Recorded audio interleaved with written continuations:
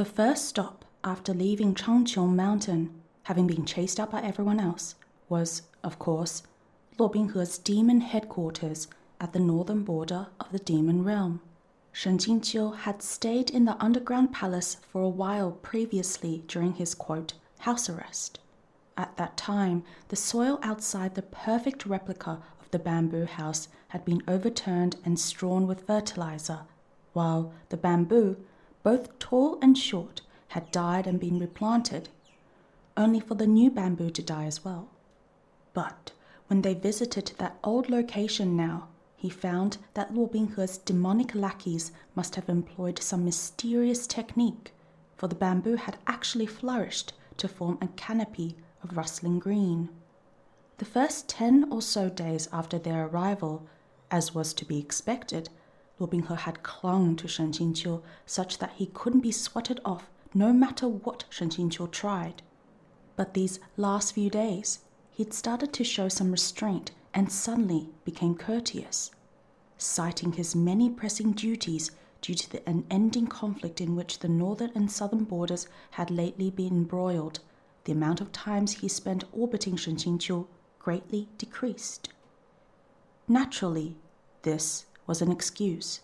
Shen Qingqiu was pretty sure that the true reason for Luo Binghe's absence was that he'd gracefully declined Luo Binghe's request to sleep in the same bed, thus yet again hurting maiden-law's glass heart. Goodbye. Look, he'd only refused out of habit. If Luo Binghe had just pestered him a little more, he would have agreed. Who could have guessed that after a mere wave of his hand, Luo Binghe would rush out the door to go find a corner to sulkily grow mushrooms in? Shen Qingqiu suspected that over these few days, Luo Binghe had probably gone to hide in the inner hall. So he decided he might as well head over there himself to soothe him. All were forbidden from entering the inner hall, except for Luo Binghe. Needless to say, quote, all didn't include Shen Qingqiu. Luo Binghe had said before that Shen Qingqiu was free to wander anywhere in the underground palace, and that he could even do so with his eyes shut.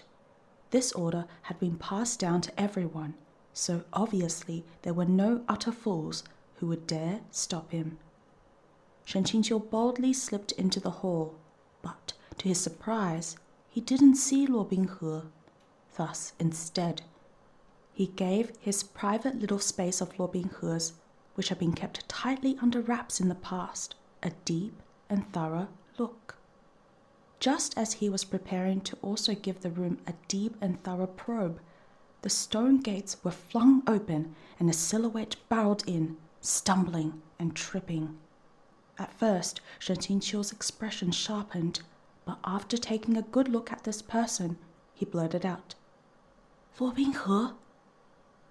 It seemed that Luo Binghe hadn't anticipated that another person would be within the inner hall. His dazed pupils contracted, leaving Shen Qingqiu's face reflected in his jet-black irises, and what had originally been overflowing murderous intent abruptly transformed into 10,000 points of stupefaction. But Shen Qingqiu failed to notice this. All he could see at that moment was the fresh blood drenching Luo Binghe's face and body. Luo Binghe took several steps forward. Then his legs went weak. Shen Qingqiu went to meet him, just in time to catch Luo Binghe as he fell forward into his embrace. His arm automatically easily wrapped around Luo Binghe's blood-soaked back. What happened? Who did this? To think that there would come a day when Luo Binghe could be beaten up to this extent, and in his own territory. All right, to be honest, this couldn't be considered a bug in the code. If the male lead of a stallion novel had turned gay, what type of plot development could qualify as a bug? Luo Binghe's throat bobbed, and his teeth were clenched so tightly that they seemed about to break. But he still furiously spat out a word from between them. Leave. Leave? Meaning he wanted Shen Qingqiu to escape. All right, let's leave, Shen Qingqiu said quickly, As he spoke, he moved to support Luo Binghe's waist. Unexpectedly, Luo Binghe's lips thinned, and he violently shoved him away. It was the first time Shen Qingqiu had even been shoved away by this particular person, and he froze on the spot. Did the kid want him to leave by himself first? Was he afraid he'd drag him down? That seemed like the only reasonable explanation, so he immediately said, "Don't fuss. This master will take you back to Changqiu Mountain." The veins on Luo Binghe's forehead bulged. "No," he snarled. Shen Qingqiu thought he was throwing another tantrum. "How can you fuss when you're already in such a state?" he said. "We'll hide there for a bit first." As Shen Qingqiu spoke, his palm pressed against Luo Binghe's back. Luo Binghe's face went rigid. From behind him flowed a warm, ceaseless stream of spiritual energy. Wave after wave of it was sent into his body. After a while of this, Shen Qingqiu decided he'd done about enough and withdrew his hand to unsheath Shouya's sword. He pulled out Luo Binghe and lifted off, soaring into the skies. Shouya's sword was from Wanjian Peak, so regardless of the time, riding Shouya through Changqiu Mountain's aerial defense barrier didn't trip any alarms. Therefore, Shen Qingqiu could bring another person back to Qingjing Peak completely undetected. It was just that, while concealing this from the other peaks were possible, concealing it from his own disciples was not. When he crept into the bamboo house, dragging Luo Binghe beside him, people were already waiting inside. Mingfang was holding a broom, sweeping the floor while chatting away. Ning Yingying stood on her toes on a little bamboo stool with her sleeves rolled up, using a horsetail whisk to clear off the dust on the bookcase's topmost shelf. Shen Qingqiu kicked the door open, giving them both quite a scare. After a proper second look, right away, they let out a cry of "Shi!" Shen Qingqiu made a zipping motion before his lips, instantly stopping them from making another sound. "Don't yell," he whispered. "Do you want to summon that Baizhan Peak crowd too?" If Liu Jingge knew of their return, he'd definitely come over. And if he came over, there would be no way to hide Luo Binghe while he was in this state. One must understand that whenever there was a glimpse of Luo Binghe on Changqiu Mountain, the ones most raring to deliver a beatdown onto him were those terrorists from Baizhan Peak. Because of Shen Qingqiu, Luo Binghe dared not strike back, so every time he ended up being a sitting duck as they chased and pummeled him. Even if they couldn't beat him to death, it was incredibly troublesome. Ning Yingying's apricot eyes went wider and she covered her mouth with both hands while automatically nodding, the image not unlike that of a little chick pecking for grain. As she gave the blood-soaked Luo Binghe another look, she removed her hands and gasped, "Shizun, what happened to Ah Luo?" Luo Binghe sent Mingfan a sideways glance, and an expression of extreme loathing mixed with disbelief flashed in the depths of Luo Binghe's eyes. The look was bone-piercingly cold. Mingfan couldn't help but clutch his broom tighter and shrink into himself, almost falling to the ground right there. But Shen Qingqiu didn't catch this little exchange and helped Luo Binghe to sit on the side of the bed. "He suffered some injuries. You two head out first. Is the medicine chest from Qiancao Peak still where it used to be?" "Nothing inside the bamboo house has been moved," said Ning Yingying. "Everything is in its place. Does Shizun need his disciples to help?" "No need. This master can do it himself." After chasing off both disciples, Shen Qingqiu helped Luo Binghe sit up, then placed a pillow behind his back for him to lean on. Only after this did he crouch to remove Luo Binghe's shoes. Luo Binghe remained silent, his lips pressed tightly together. Once Shen Qingqiu lowered his head, Luo Binghe's line of sight focused on his pale nape, his gaze unfathomable as a frigid weariness circulated within him. Shen Qingqiu assumed that he was grievously injured and lacked the strength to speak. Noticing how his forehead trickled with cold sweat, he brought over some clean water and soft towels to help him wipe his face. Then he picked out a selection of bottles from the medicine chest Mu Qingfan had issued to him before turning around, reaching out to undo Luo Binghe's clothes. Luo Binghe abruptly caught his hand. The force of this grip was tremendous. Shen Qingqiu frowned, but he couldn't use his other hand to smack Luo Binghe's forehead. He lowered his voice to say, "Stop being difficult. Let me see your wound." Still, Luo Binghe refused to release his hand. Shen Qingqiu's left hand was clutching an assortment of medicinal pills, and he'd long since lost his patience. At this moment, he decided to just cram them all into Luo Binghe's mouth. Now that a few dozen medicinal pills, all of various sizes, had been stuffed into his mouth, Luo Binghe's face was dark. He finally withdrew his hand. Shen Qingqiu took this chance to tear open his clothes. After a couple of glances, he was at a bit of a loss as to where to start. In the end, he only risked using a soft towel to dab at the large blood stain. Threads of black qi oozed from curling flesh. It didn't look like a regular wound. Otherwise, with Luo Binghe's regeneration abilities, it would have flawlessly healed long ago. Shen Qingqiu carefully cleaned it for him while saying, "Where have you been hiding these past few days? Who did you fight? Who could leave you like this?"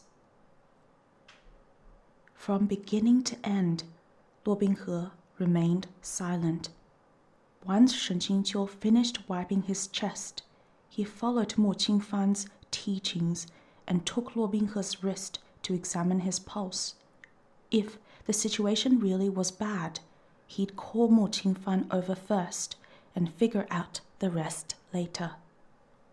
As he studied Luo Binghe's pulse, Shen Qingqiu gave his hand and chest another couple of glances. A strange uneasiness crept over his heart. He had a vague feeling that something was wrong, as if something was missing. But when he looked at Luo Binghe's paling lips and cold eyes, Shen Qingqiu couldn't spare it too much thought.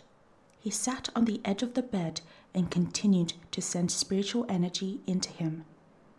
As that energy slowly flowed into Luo Binghe's meridians, Shen Qingqiu felt his stiff muscles gradually relax. He quietly sighed with relief, then reached out, intending to pull Luo Binghe into his arms. Once again, Luo Binghe struggled free. Now that Shen Qingqiu had been shoved away a second time, he tossed aside the towel in his right hand and said helplessly, "What's wrong with you now?" Luo Binghe's eyes overflowed with a wary guardedness. Shen Qingqiu internally rolled his eyes. "We've already reached this point, and you're still throwing a tantrum?" He chided him. "The simple fact that I wouldn't sleep with you 2 days ago was enough to make you this angry for this long?" At these words, the corner of Luo Binghe's mouth seemed to twitch. Upset, Shen Qingqiu changed the direction of his outstretched hand to touch Luo Binghe's forehead instead. "It's a bit hot," he muttered. "Do you feel dizzy?" Suddenly, Ning Yingying's voice drifted in from outside. "The marshal uncle, you can't go in. It's a bad time for Shizun right now." The usual Ning Yingying was soft-spoken, her manner coquettish, sometimes to the point that she was impossible to understand if you weren't right next to her. So, if she was acting so out of character as to yell, she was obviously sending a message to Shen Qingqiu where he was inside. He leapt headlong off the bed. Right as he closed the curtains behind him, the bamboo house's door slammed open with a thud. Liu Qingge burst into the room, sword on his back. Shen Qingqiu had one arm behind his own back as he turned around, eyebrows raised. I trust Liu Marshal brother has been well. Liu Qingge opened fire right away. Changjiu Mountain has a rule forbidding entrance to Luo Binghe. How come I've never heard of this rule? It's new. Mingfan stretched out his head to interject. That's right, Shizun. Changjiu Mountain really does have that rule now. It's just that sect leader hasn't yet engraved it upon the rule slab. Everyone knows. You shut up, Shen Qingqiu scolded him. Don't think I don't know that you're the one who called Liu Qingge here, you rascal. That kid had admired Baijian Peak for forever. Any time something slightly noteworthy happened, he reported it to Liu Qingge. He'd practically become their personal spy on Qingjing Peak. Though one could say that the widespread admiration of Baijian Peak among the youths were understandable, this kind of little maneuver, even going so far as to secretly tattle, was simply shameful. I'll teach you a lesson later, Shen Qingqiu thought. Having been scolded, Mingfan wilted and withdrew in dismay. Ning Yingying had been apprehensively standing at the door, but needing to vent her anger, she viciously stomped on his foot, all while muttering that he'd ruined things. The moment the two of them retreated, Liu Qingge threw open the bed curtain. Luo Binghe was half sitting on the bed, his eyes flashing with a savage light, not unlike a young wounded leopard. His murderous intent roiled as he glared at Liu Qingge, his gaze like onto both icy knives and poisonous flames. A spiritual blast was clasped within his hand, ready to fire at any moment. Shen Qingqiu rushed to put himself between them, bracing one leg on the bedboard as he shielded Luo Binghe behind him. Marshal brother, stop this, he said. Liu Qingge was surprised. He's injured. Shen Qingqiu wanted dearly to bow to him. He sighed. If he wasn't injured, I wouldn't have brought him back. Just pretend you didn't see anything, Liu Marshal brother. Don't chase him off. If he's injured, why not remain in the demon realm? It was because he'd remained in the demon realm that he'd gotten injured. Something happened, Shen Qingqiu said. Did those demonic monsters stage a revolt? Shen Qingqiu sent Luo Binghe a brief sideways glance.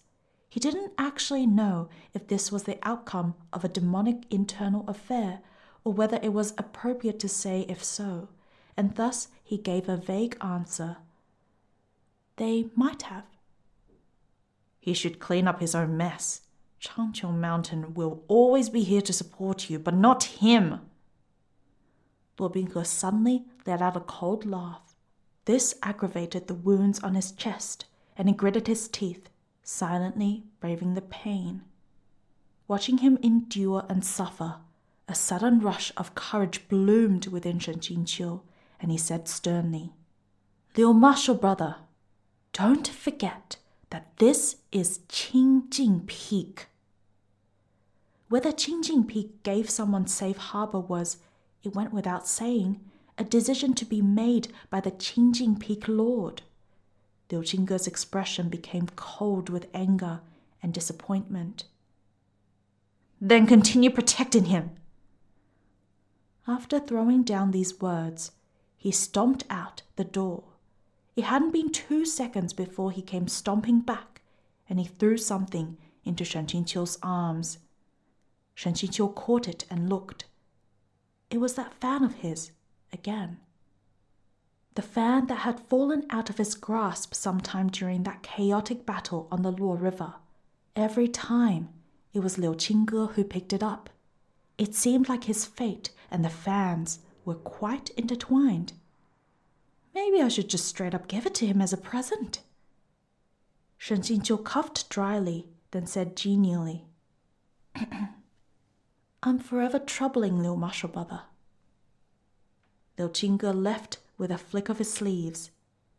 Luo Binghe's voice rang out from behind Shen Qingqiu, the sound a little raspy. Liu Qingge. It was said as a genuine, doubt-filled inquiry. Don't worry about him, said Shen Qingqiu. He's just like this, all bark and no bite. After barking, he leaves. Luo Binghe narrowed his eyes, his face gradually taking on a thoughtful expression. Shen Qingqiu placed the fan on the table. Have no fear, he consoled him. Since this master has spoken his piece, he won't come bothering you for some time. If the Baijian Peak disciples come to gang up on you again, you can hit back. As long as you don't kill them, it'll be fine. There's no need to accommodate them. It would also save Qingjing Peak some face. The more Luo Binghe listened, the odder the expression in his eyes became. As if testing the waters, he said the word. Shizun. Shen Qingqiu cocked his head. Both his tone and expression brimmed with 120% warm indulgence, a promise to grant whatever request Luo Binghe might have. Luo Binghe withdrew his gaze, the corner of his mouth twitching. Nothing. I just wanted to try saying it. No matter the situation, this child would unfailingly call out to him, Shizun, Shizun. None of this was news to Shen Qingqiu. He stroked the back of Luo Binghe's head. Why don't you sleep? Whatever is happening over there with the demons can be left until you've finished recovering. Luo Binghe gave him an almost imperceptible nod. At this, Shen Qingqiu bent down and removed the pillow at his back, then helped him lie down. Before Luo Binghe met the bed, Shen Qingqiu carefully unfastened his hair tie in case his skull pressed on it in his sleep and he hurt his head. Only after doing this did Shen Qingqiu blow out the lamps, removing his own outer robes with a rustle, and get into bed as well. He held Luo Binghe and said, Sleep. This master will regulate your breathing. Now he'd both hugged and slept with Luo Binghe. That ought to dispel that little tantrum from before, right?